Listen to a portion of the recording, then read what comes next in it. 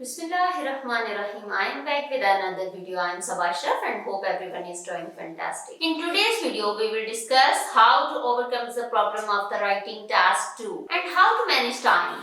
How to organize our ideas in a coherent way, just like the examiner want us to. Let's get going to the screen, learn the correct ways to write. Time division in writing task 2, total time 40 minutes. 40 minute में आपने ऐसे right करना है। Planning हमने कितने minute में करनी है? 7 to 10 मिनट्स में। Writing 25 minute. प्रूफ रीडिंग आपने 5 to 10 मिनट्स में उसकी मिस्टेक्स को फाइंड कर लेना है। Planning has 4 stages. Analyse the question को आपने अच्छी तरह से पढ़ लेना है। आइडिया जनरेशन, टॉपिक से रेलेवेंट आइडियाज को आपने अपने माइंड में ले आना है। स्ट्रक्चर में आपने सबसे पहले इंट्रोडक्शन और फिर 2 मेन बॉडी पैराग्राफ में आपने एडवांटेजेस या disadvantages, then conclusion. Vocabulary, topic से रेलेवेंट वोकैबुलरी आपने यूज करनी है और ज्यादा से ज्यादा आपने सिनोनिम्स यूज करने हैं। क्वेश्चन एनालिसिस, क्वेश्चन का एनालिसिस आपने अच्छी तरह से करना है क्योंकि टॉपिक से इररिलेवेंट इंफॉर्मेशन आपने ऐड नहीं करनी। This is probably the most important stage. The number 1 problem most all student have is not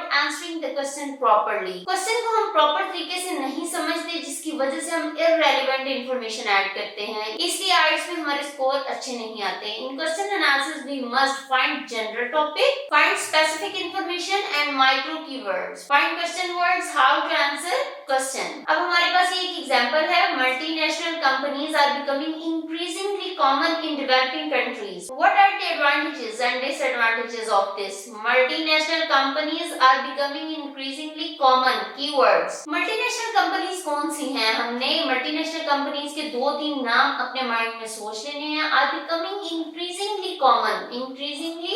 common. Specific keywords in developing countries कौन कौन सी हैं उनको आपने मेंशन करना है। इंस्ट्रक्शन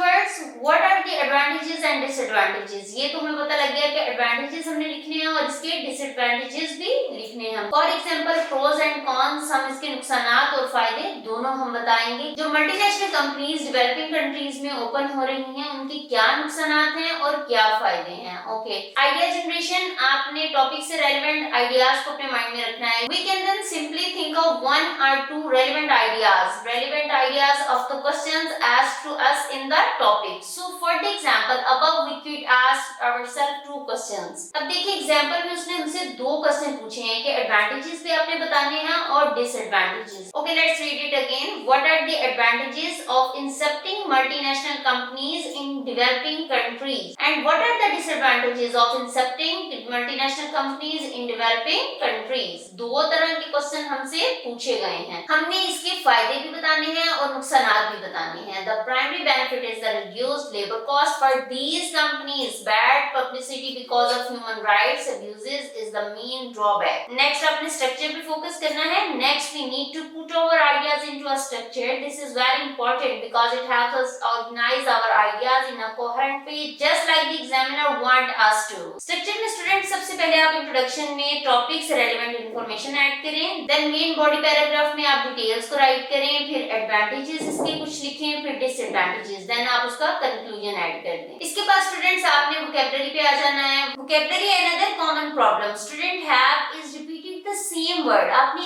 एक वर्ड जब राइट कर दिया है तो आपने अगेन उस वर्ड को राइट नहीं करना है, specially words from the question over and over again. This lowers mark for vocabulary because it shows that we can't think of synonyms. A solution to this problem is to identify words in the question that we might need to use more than once in the question. जैसे कि मैंने last video में भी आपको बताया था कि आपने अगर important का वर्ड यूज कर लिया है तो नेक्स्ट आपने essential का वर्ड यूज करना है। अगर आपने essential यूज कर लिया तो आपने crucial का वर्ड राइट करना है। इस तरह से आपने एक वर्ड जब आपने यूज कर लिया है तो नेक्स्ट आपने दूसरा वर्ड यूज करना है। Let's look at the question again.